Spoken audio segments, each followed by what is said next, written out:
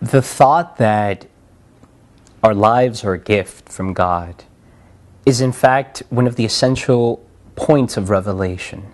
That we are not just an extension of some type of, cosmic act. We're not just another thing among other things in the world. We're unique, we're irreplaceable. And when we start recognizing that not only am I irreplaceable, but every one of God's sons and daughters is made with that dignity because they're made in God's image and likeness. This is the point of the Imago Dei. We're made in God's image and likeness. Then we start recognizing that life is a gift. And by gift, it means it is something that is given. Its very life, its very being, its very existence is given to itself. And the whole dynamic of a consumeristic society is that we normally look at gifts in kind of a strange way. A gift is something that, I buy in order to sometimes make myself happy, and I gift it myself. And at that point, all I'm saying is I want to feel good. It's not a matter of saying I need it or it will benefit me. It's just a matter of feeling.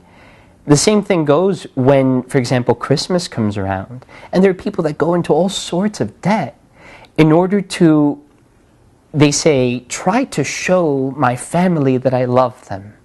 And I've always found that to be very symptomatic of a culture that has really forgotten what love is. There are signs of that love. A gift has to manifest itself. It must show itself. God's gift for us, His greatest gift, of course, is the incarnation, the gift of His very Son who gave His life for us in the Paschal mystery, His passion, death, and resurrection, which we celebrate in the Eucharist. And He says, take this, all of you, and eat it. This is my body, which I give for you. I wonder if Jesus' words, instead of that, had been something kind of consumeristic. This is my idea, which I share with you. This is my credit card, which I will let you max out once, just for you to feel real good, because you mean that much to me. Or this is my, this is my car, which I'm going to now give to you so you can use it. But He doesn't say that, does He? He says, this is my body, this is my blood, irreplaceable, as a sign of precisely the gift He is giving us, the gift He has left us in the Eucharist, and in this mystery of the love that the Father, Son, and Holy Spirit have given us in Jesus Christ.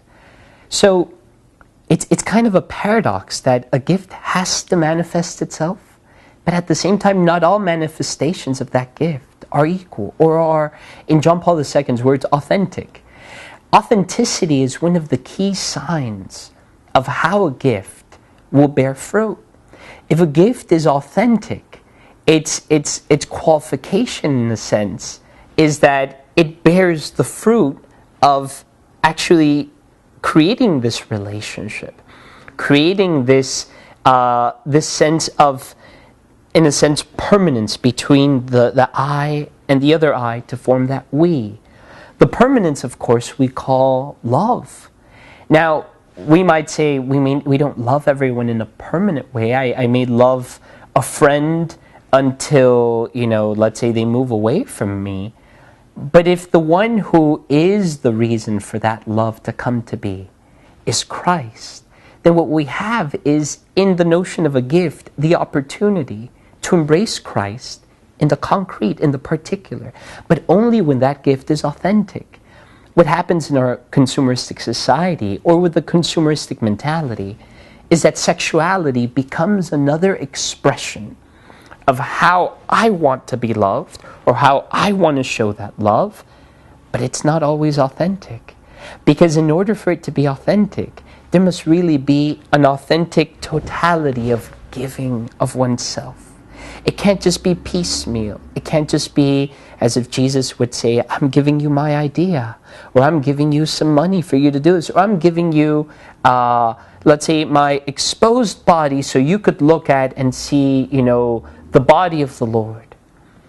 And yet in our society, we really do think that to give of ourselves means to somehow lower our dignity, lower the standard of what is authentic, and to conflate it into any type of expression that I give somehow has to be just as good, just as equal, just as a sign of love.